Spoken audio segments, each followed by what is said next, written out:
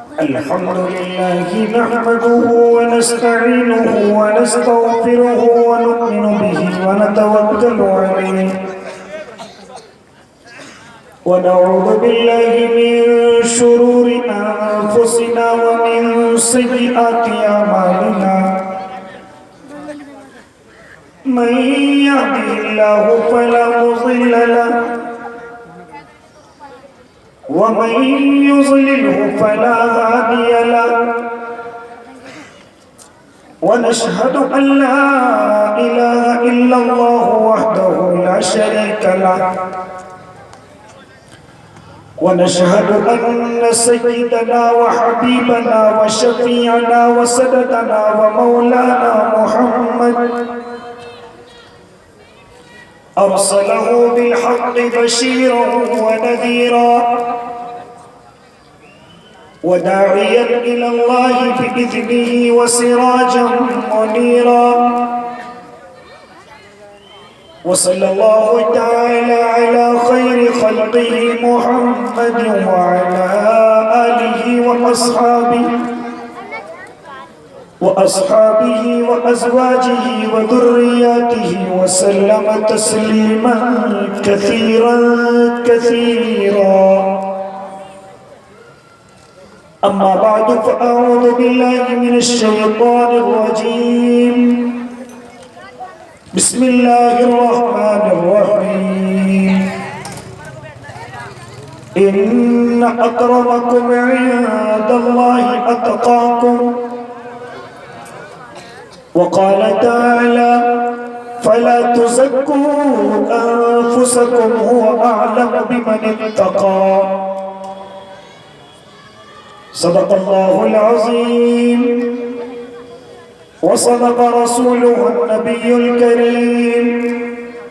ونحن على ذلك من الشاهدين والشاكرين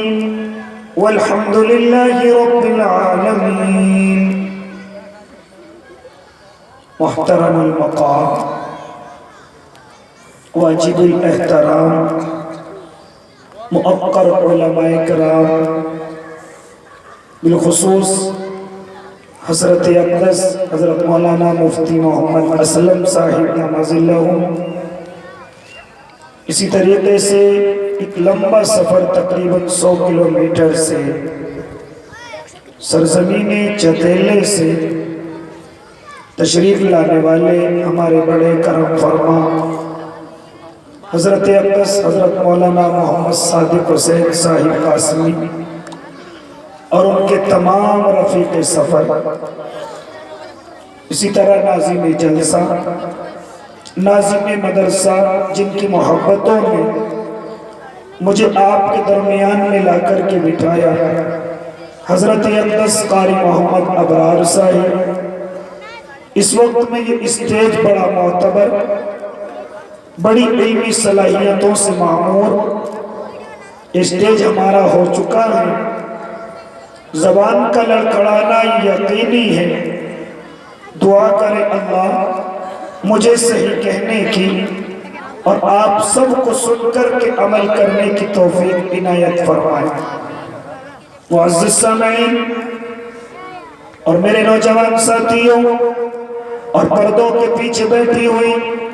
اسلامی مائیں اور بہنوں اور معصوم بچوں، میں نے ابھی آپ حضرات کے سامنے قرآن مقدس کی 1-2 آیتوں کا سہارا لیا، یہ بات بتلانے کے لیے اللہ کے تعلق سے کہ اللہ کے بندو، یہ بات میں اور آپ بخوبی جانتے ہیں کہ اللہ کے یہاں حسب نسب نہیں چلتے، اللہ کے یہاں خاندان بھی نہیں چلتے، اللہ کے یہاں برادریوں کے تعلق سے کوئی قدر و منزلت نہیں،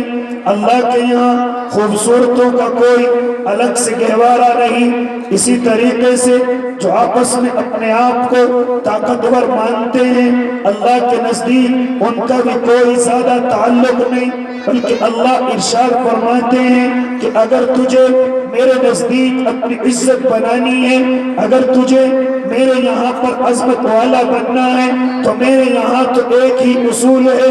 ایک ہی قاعدہ ہے، ایک ہی قانون ہے۔ یہ نہ سمجھنا کہ حسب نسب کے اعتبار سے تیری قدر و منزلت ہوگی، یا تیری برادری کے اعتبار سے تیری عزت کی جائے گی، یا تیرے حسن و جمال کے اعتبار سے تیری عزتوں کو سلام کیا جائے گا۔ یہ اپنے ذہن سے نکال دینا۔ ہمارے یہاں تو ایک اصول ہے، ان اکرمکم عند اللہ اتقاکم، ہمارے نزدیک تو مکرم وہ ہیں جو سب سے زیادہ اللہ سے ڈرنے والا ہے،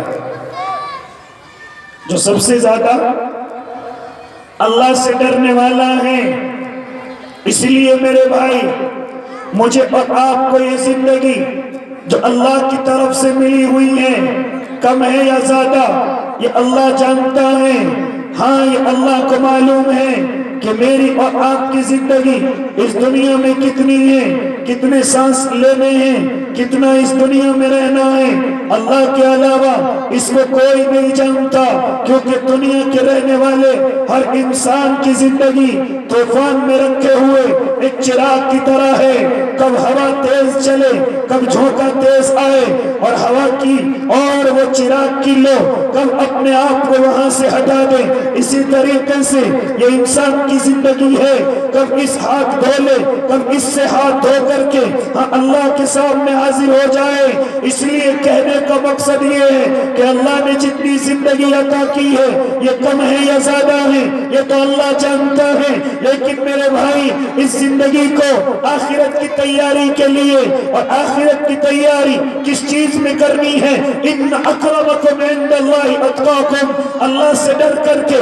اللہ کے خوف سے، اللہ کے شوق سے، اللہ کی محبت سے، اللہ کی خشیت سے، اللہ کے لیے راتوں کے رونے سے، ہاں، اس زندگی کو معمور کر لو، اس زندگی کو بھرپور کر لو۔ کیونکہ اللہ کے نزدیک اتنا کہنے سے کام نہیں چلے گا، ہم فلاں برادری سے ہیں، اتنی بات نہیں چلے گی، ہم نبی کے خاندان سے ہیں، ہم کسی عالم کے بیٹے ہیں، ہم کسی ولی کی نسل سے ہیں۔ نانا میرے بھائی، کیا آپ کو معلوم نہیں ہے؟ وہ بات بڑی مشہور ہے، ہاں، اللہ کے نبی کے ہاں لاڈلی کی وہ واقعہ بڑا مشہور ہے کہ جب میری اور آپ کی اور اللہ کے نبی کی لخت جگر اور جنت کی عورتوں کی سردار حضرت فاطمہ الزہرا رضی اللہ تعالی عنہا قبر کے اندر اتاری جا رہی ہیں، ابو ذر غفاری کیا کہتے ہیں؟ اعلان کرتے ہیں، اے قبر تو جانتی ہے آج تیرے اندر کون آ رہا ہے؟ یہ بات تو بڑی مشہور ہے، لیکن میں یاد دلا دوں آپ کو، حالانکہ سب جانتے ہیں، آپ کو مخاطب کر رہا ہو تاکہ وہ سبق جو کبھی بچپنے میں سنا تھا وہ اب تازہ ہو جائے۔ کیا کہا تھا ابو ذر غفاری نے؟ اے قبر تو جانتی ہے آج تیرے اندر کون آ رہا ہے؟ اے قبر تجھے معلوم بھی ہے آج کا مہمان کون ہے؟ دیکھ تو صحیح، حسن حسین کی ماں ہے، اللہ کے نبی کی لخت جگر ہے، علی المرتضی کی بیوی ہے، جنت کی عورتوں کی سردار ہے۔ اے قبر تو جانتی ہے آج تیرے اندر کون مہمان آ رہا ہے؟ کیا جواب آیا تھا قبر سے؟ یہاں حسب نسب نہیں چلتے، یہاں خاندان نہیں چلتی، یہاں برادریاں نہیں چلتی، ارے یہاں اعمال کے سکے چلتے ہیں۔ اگر اعمال لائے ہو تو خوش آمدید ہے، اور اگر اعمال نہیں ہیں، اعمال کے سکے نہیں ہیں، ظلمت و تاریکیاں ہیں، گناہوں کی دلدلے ہیں، تو پھر میرے یہاں بڑا سخت امتحان ہے، میرے یہاں بڑا سخت عذاب ہے۔ ہاں، اگر اعمال کے سکے لائے ہو تو میں بڑی سکون کا گھر ہوں، اور اگر اعمال نہیں تو میں جہنم کا کڑھا بھی ہوں۔ یہ جواب آیا تھا کہ نہیں؟ لیکن میرے بھائی، یہاں ایک مسئلے کی بات کر دوں،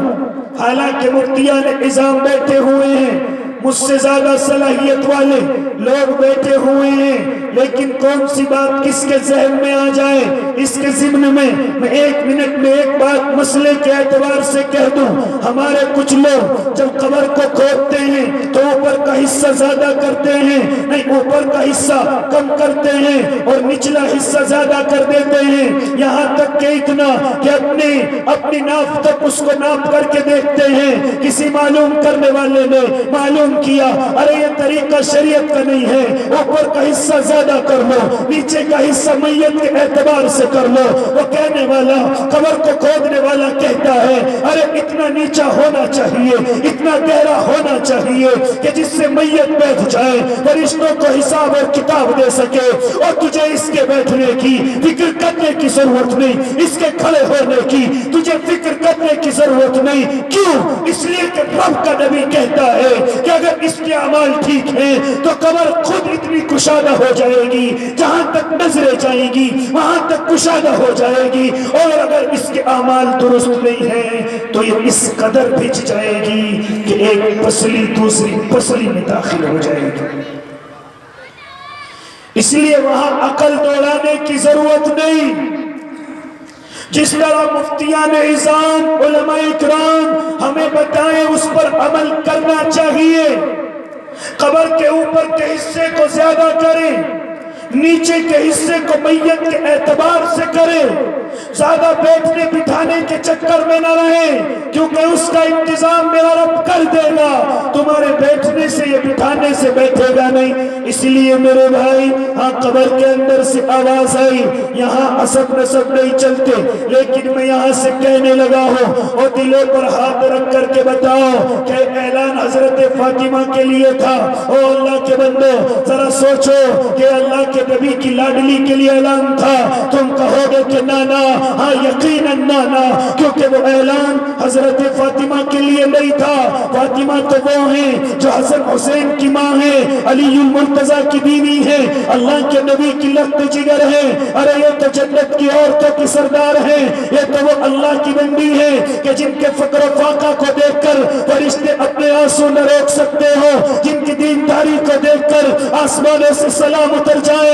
ارے یہ تو وہ اللہ کی بندی ہے، ہاں جن کے لیے آسمانوں سے بار بار سلام آئے ہو، یہ تو وہ اللہ کی دیوانی ہے کہ جن کو دیکھ کر آقا مدنی کھڑے ہو جاتے تھے، راز و نیاز کی باتیں بتاتے تھے۔ اللہ کے بندو، یہ اعلان، یہ جواب حضرت فاطمہ کے لیے نہیں تھا، بلکہ میرے اور آپ کے لیے تھا۔ یہ اعلان میرے اور آپ کے لیے، کیونکہ قبر جانتی ہے، وہ روزانہ اعلان کرتی ہے، جب میں اور آپ اس زمین پر اکڑ کر کے چلتے ہیں، اللہ کو بھول کر کے چلتے ہیں، بڑا بن کے چلتے ہیں، کوئی ڈر اللہ کا دل میں نہیں، ذرا سا مال آ جائے تو اب ہم سے بڑا کوئی نہیں، ایسے بندوں کو قبر روزانہ آواز دیتی ہے، او اکڑ کر چلنے والے، او بن کر کے چلنے والے، او تکبر میں سرشار کہاں گھوم رہا ہے، ایک دن آئے گا،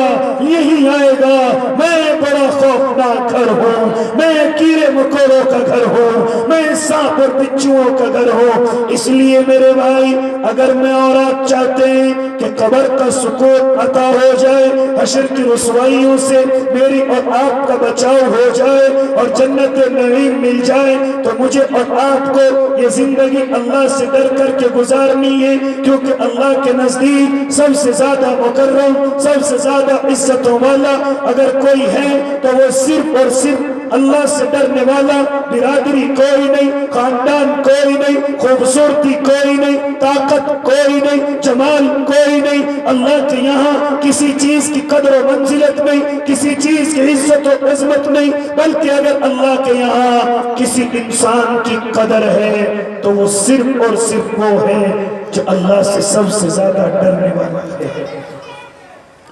اس لیے میرے بھائی، اس کی کچھ مثالیں میرے اور آپ کے رب نے ان علماء کے ذریعے سے،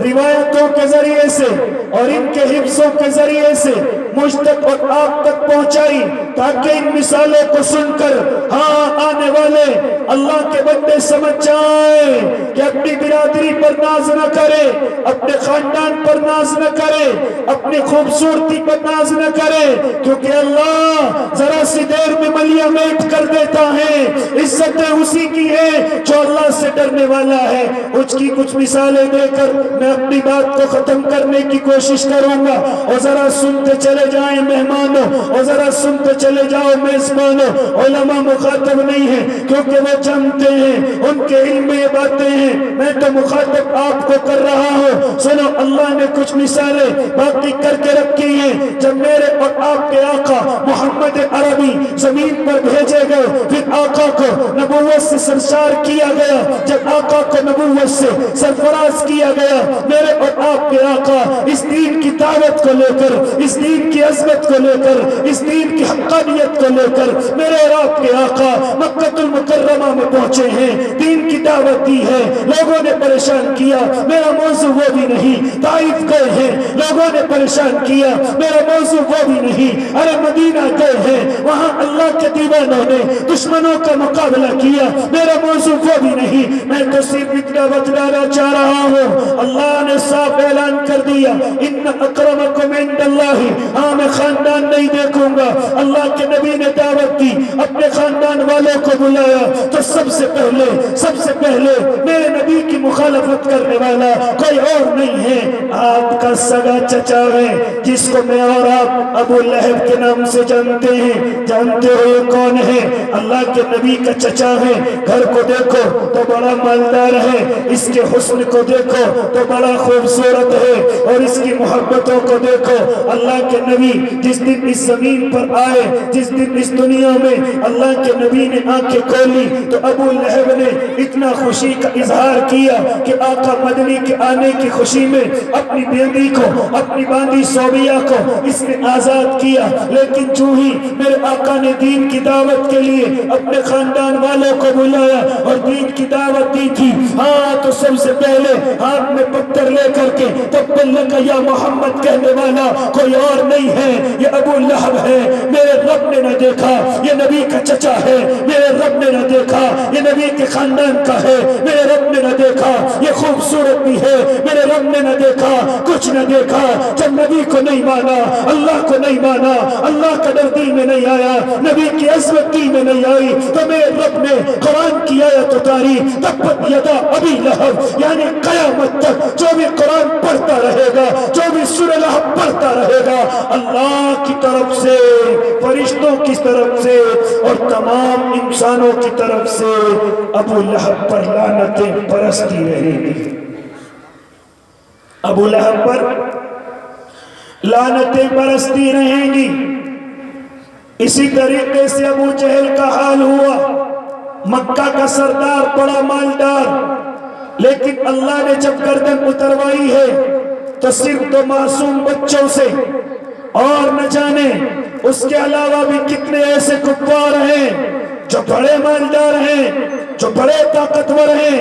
جو نبی کے خاندان سے تعلق رکھتے ہیں، وہیں کے رہنے والے ہیں، لیکن جب نہیں ڈر اللہ کا آیا، نہ نبی کو مانا، اللہ نے ذلیل و رسوا کیا، نہ دیکھا برادری کیا ہے، نہ دیکھا خاندان کیا ہے۔ اسی کے بالمقابل ایک دیوانہ تمہیں آتا ہوا نظر آئے گا جو حبشہ سے بھاگ کر کے آیا ہے، کوئی خاندان نہیں جانتا، کوئی اس کی برادری نہیں جانتا، کوئی اس کے ماں باپ کے نام پتے کا معلوم ہے، کوئی نسبت اس کی نہیں جانتا۔ اگر اس کی شکل دیکھو تو حبشیوں کی طرح کالی ہے، کیونکہ حبشہ کا رہنے والا ہے، بھاگ کر کے مکہ آیا ہے، اور مکہ کے کسی مالدار کا آ کر کے غلام بن گیا، آقا کو قبول کر بیٹھا۔ آقا کے دیوانے حضرت ابو بکر نے کچھ سکے دے کر آزاد کیا، کچھ سکے دے کر ان کو آزاد کرایا ہے۔ آج سب سے پہلے اللہ کے نبی کے دربار میں جا کر اپنی غلامی کو پیش کیا ہے، آقا میں آپ کا غلام ہوں، آقا میں اللہ سے ڈرنے والا ہوں، آقا میں آپ کو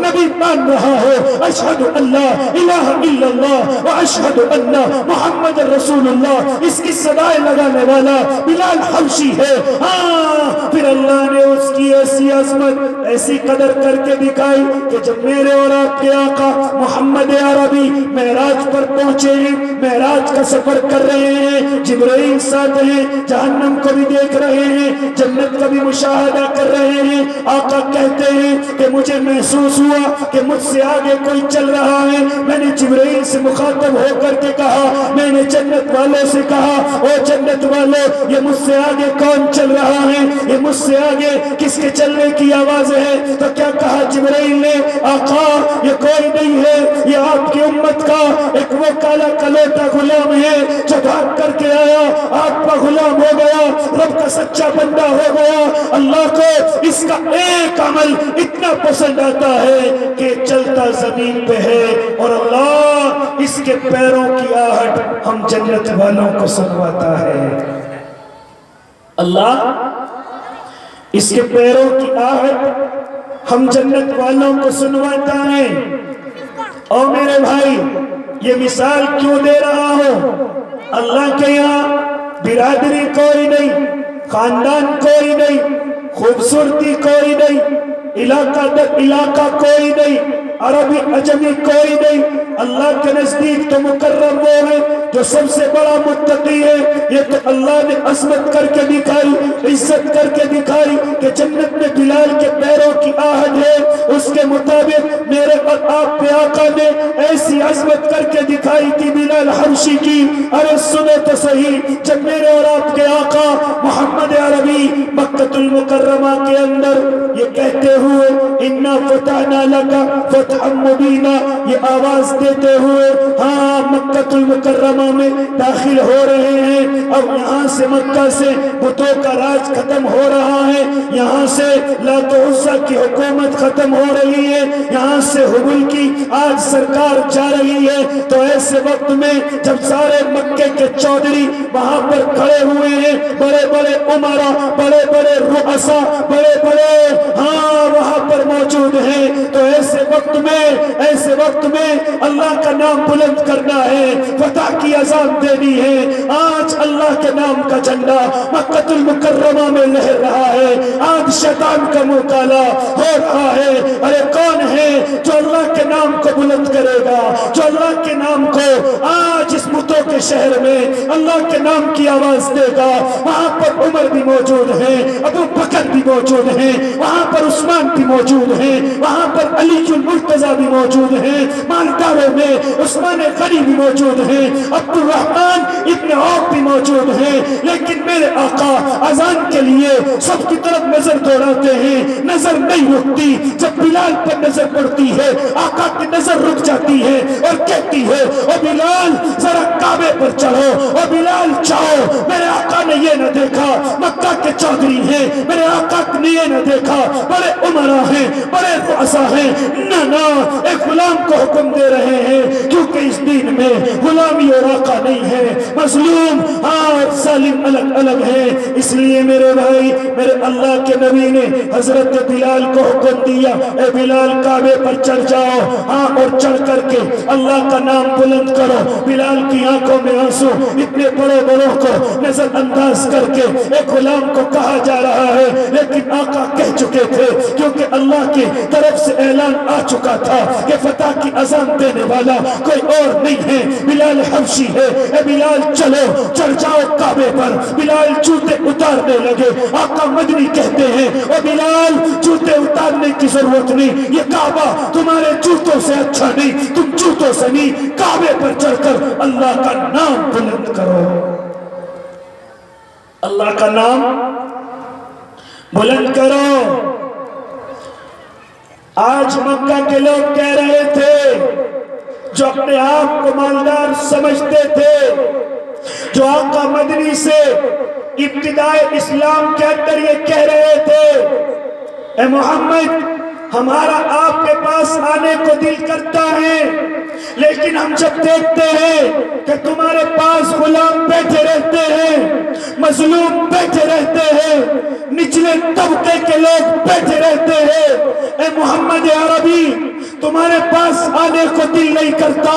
ہم چاہتے ہیں کہ تم سے ملے, لیکن جب دیکھتے ہیں تمہارے پاس غریب زیادہ ہیں, مظلوم زیادہ ہیں, تمہارے پاس پاس نچلے طبقے کے لوگ زیادہ ہیں تو ہماری عزت گوارا نہیں کرتی کہ ہم تمہارے پاس آ جائیں۔ اور ایک مرتبہ تو ہاں آقا کے دل میں بات آ بھی گئی تھی کہ جب حضرت عبداللہ ابن ام مکتوم آئے تھے کوئی مسئلہ معلوم کرنے کے لیے، جو آنکھوں کے نبینا ہے، کیونکہ اللہ کے نبی کے سامنے بڑے بڑے مالدار بیٹھے ہوئے تھے، بڑے بڑے عمرہ بیٹھے ہوئے تھے، نعوذ باللہ میرے نبی کی نیت یہ نہیں تھی کہ مالداروں کو بات کرو غریبوں کو چھوڑ دو، صرف دل میں تمنا یہ تھی کہ یہ مکہ کے مالدار ہیں، کیوں نہ ان سے بات کرو، اگر انہوں نے دین کی دعوت کو قبول کر لیا تو مکے کے لوگ آسانی سے دین میں داخل ہو جائیں گے۔ لیکن میرے رب کو یہ بات بھی پسند نہیں آئی اور قرآن کی آیتیں اتاری، عبس وتولی ان جاءہ الاعمی وما یدریک لعلہ یزکا او یذکر فتنفعہ الذکریٰ۔ آقا کے لیے اعلان ہو رہا ہے، اے میرے محبوب ایسا نہیں کر سکتے، جو آپ سے ملنے کے طالب ہیں آپ انہی سے بات کیجئے، جو آپ سے ملنا نہیں چاہتے چاہے وہ مالدار ہو، چاہے وہ عمرہ ہو، چاہے وہ رؤسا ہو، ان سے بات کرنے کی ضرورت نہیں ہے، آپ ان لوگوں سے بات کریے جو آپ سے اور مجھ سے محبت رکھتے ہیں۔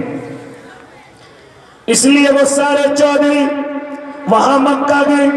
خانہ کعبہ کے سامنے کھڑے ہوئے ہیں اور اکثر کفار کی زبان سے تو یہ بات نکل رہی تھی، کاش آج کا یہ دن دیکھنے سے پہلے ہم اس دنیا سے رخصت کیوں نہ ہو گئے، ہم اس دنیا سے چلے کیوں نہ گئے۔ لیکن آج ان کے ذہنوں میں یہ بات فٹ کر دی گئی تھی کہ اس دین میں کوئی بڑا اور چھوٹا نہیں، کوئی کالا اور گورا نہیں، کوئی آقا اور کوئی غلام نہیں، یہاں تو سب کے سب برابر ہیں۔ اگر اذان بلال جانتا ہے تو بلال ہی اذان دے گا، اگر اللہ کو پسند بلال ہے تو اذان بلال ہی دے گا۔ اس لیے میرے بھائی مجھے اور آپ کو بھی اگر میرے اور آپ کے اندر یہ تفریق آ چکی ہے، مالدار الگ ہونے کی کوشش کرتے ہیں، غریب الگ رہنے کی کوشش کرتے ہیں، کالا گورا الگ رہنے کی کوشش کرتا ہے، میرے دین میں یہ چیزیں نہیں ہیں بلکہ سب کے سب برابر ہیں۔ اگر چاہتے ہو اللہ کے نزدیک قدر و منزلت ہو، اللہ کے نزدیک عزت و عظمت ہو، تو مجھے اور آپ کو چاہیے